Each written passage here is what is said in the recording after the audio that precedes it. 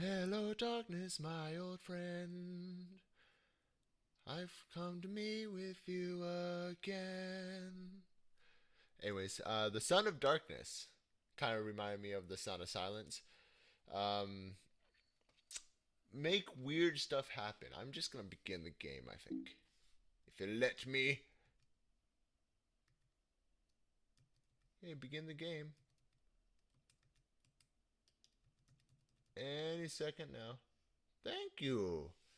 You awake to the sound of darkness. Until this point, you didn't think darkness made noise, but the silence all around you was so stark, so piercing, so absolute that the darkness felt loud. You can't see anything, and your head hurts like heck. You think you have amnesia, but you can't remember for sure. You decide to do something.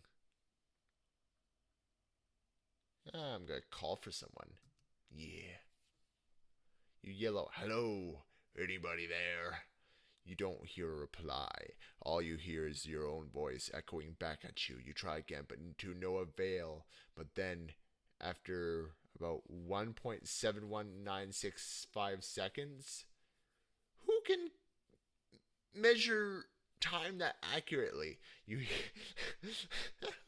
hear a voice not belonging to you. No, nobody's here, it says. Using your amazing powers of deduction, you conclude that there is indeed someone there.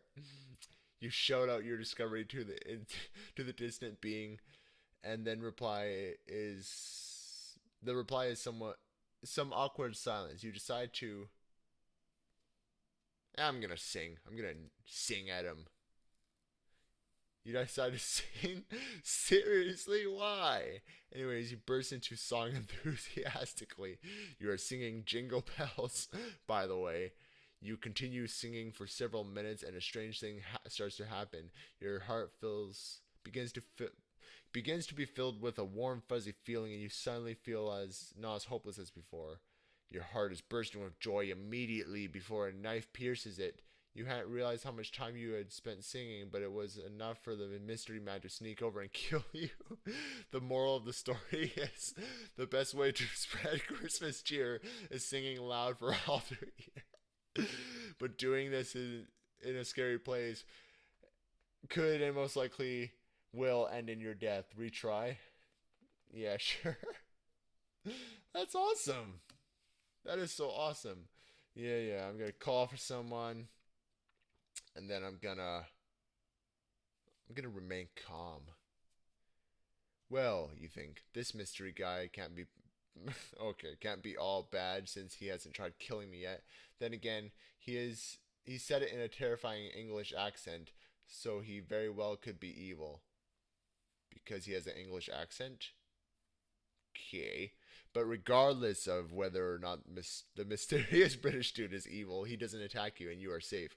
For about a minute, then you begin hearing footsteps approaching faster and faster. You stand up and scream. You'd be dead.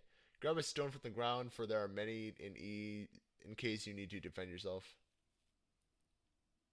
Or do I run really fast? Do I run really fast? Or do I grab the stone?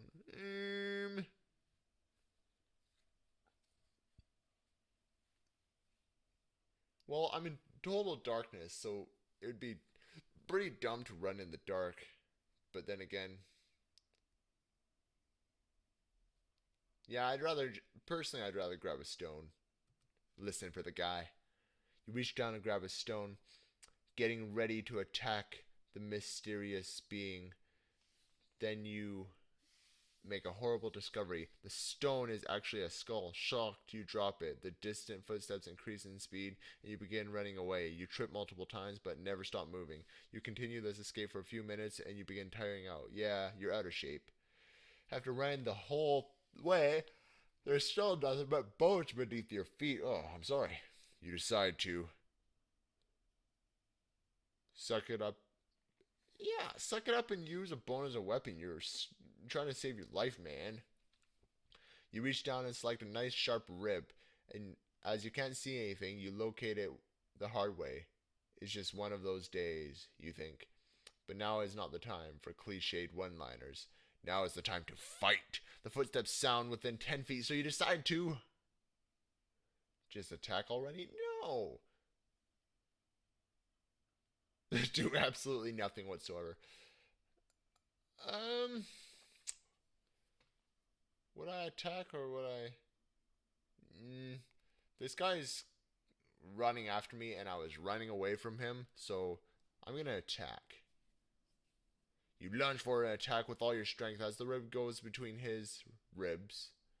He lets out a squeal that sounds more like a pig than a man. The man collapses onto the bones beneath, adding to the number of dead. Dang, I'm epic, you think to yourself. After you calm down and avoid having a heart attack, you decide to continue your quest. After all, killing this guy really did nothing to help you get out of here. Search the body for loot. Or keep exploring. Part of me wonders if he'd have anything useful like a light. He might, so check. You reach down and begin searching the body for anything useful, which is quite difficult when you can't see. And wonders of all wonders, you find a pink jelly bean. How does he know if it's pink if it's in the dark? Oh, you also found a flashlight. I knew it! After devouring the jelly bean, you turn it on. Oh god. As you look around, you suppress a scream that had risen up in you, for as far as your eyes can see, there's nothing but bones and stalagmites. And your eyes could see very far. You turn the flashlight down and look at your fallen foe. For it is a he, is human, but it is not very easy to tell. His skin is a sickly, pale yellow, and so are his 5 teeth. His fingernails are more like claws, and his eyes are huge, pale, and bulging. His hair has all but fallen out, and he is covered in scars. But the strangest thing of all is that he's wearing a business suit. Unsure of what to think, you keep going where you were running before with your flashlight on or off. I'd keep it on. Are you kidding me? Ooh, but having it on might attract attention. But then again, you might run into like some sharp object, or I'd have it on. You turn around and begin walking. All around you are bones. Bones in piles, bones for miles, bones of childs, bones that aren't mild.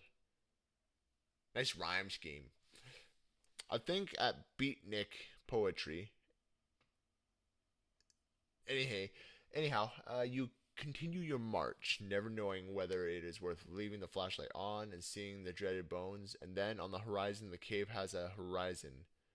Deal with it. You spot a wall. Even better, you spot a tunnel.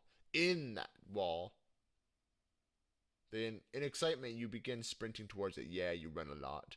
After less than a minute, you reach it. Gaze in awe at the wall? That's how people die. Go into the tunnel already. You finally enter the tunnel. You look at the tunnel walls. Blood red gems are cover them in spots. You can see where the gems have been removed. In these spots, you see writing in dozens of different languages. Nous sommes choisi. Somos elegidos. We are chosen. We Gekozen. Siamo Sculpti. These scrawls are spread all around, some written in ink, some written with blood, some scratched in. The tunnel is straight and seemingly endless, but at least there are less bones in there. You move along. After a time, you reach a fork in the road. I wonder who brought that, you wonder. After picking up the fork... Oh, nice. Okay. You keep walking. You shortly reach a place where the path branches. That was a lame pun narrator, but I'm gonna go right. You take the right path. Luckily for you, that was the right one. Oh, thank God. If you catch my drift... This guy's interesting. You keep shining your light, but you are greeted by a sight more beautiful than, well, more darkness. Real light, not artificial weak light from that torch, but real full sunlight. With renewed strength, you charge forward. The exit is closer and closer. You halt suddenly as you hear spelt wrong. But anyways, a booming voice. So it is you at long last, with some light, I see. You look around, but no one is there. But you see no one. You are in a dome-shaped room, but 50 feet across. Along the walls are gemstones and ancient-looking ruins. There's no speaker. Where are you? Who are you? You shout. Worry yourself not. I shall introduce myself properly. I am the darkness. I own this place. Stop waving that light around. I have no form anymore. Maybe someday. Well, enough of me. That's all you need to know. What about you? Why are you running? Before pressing the button on your keyboard, you notice something interesting. You can see him, outlined in the air. Your light exposes a silhouette of a humanoid 9 feet tall. Its hunched over and overly long arms trail on the ground behind it. It is walking in circles around the room. He obviously can't tell you can see him. Huh, do I ignore him and keep running? No, because it sounds like he'd chase me. And since he's so big, I would presume that he could outrun me any day. So I'm going to answer his question with a question. Who are you? You yell. I told you I am the darkness. I am the savior of mankind, but have been banished years ago. I need your help. That's why I brought you here, he says. You brought me here? But why? And what are those monsters? And why are there bones? Unfortunately, he begins. One small one. Monologues, and explanations are much more rare than video games make them seem. I am the darkness and I need you, and you need me. You see, I rescued you from the world outside, from hardship, strife, pain. You can escape it all here. I even wiped your memories. If you stay here, you will not have to go back to the world outside. It's a horrid place, especially now. I mean, sure, you can escape if you want. I'm not stopping you. But if you go, your life will be misery incarnate. Once you have been to the cave, there's no going back outside. Light is evil. But if you leave, I'll just bring down more humans. The only reason you're here is because the last guys chose to go. I'm trying to help. All I ask is that you stay here and live long and die happy.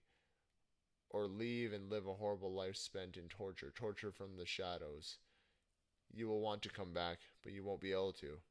Make your choice, human. Stay in the dark and be happy, or go into the light and be destroyed. Attempt to kill the darkness. Jeez. I'm gonna leave the cave forever.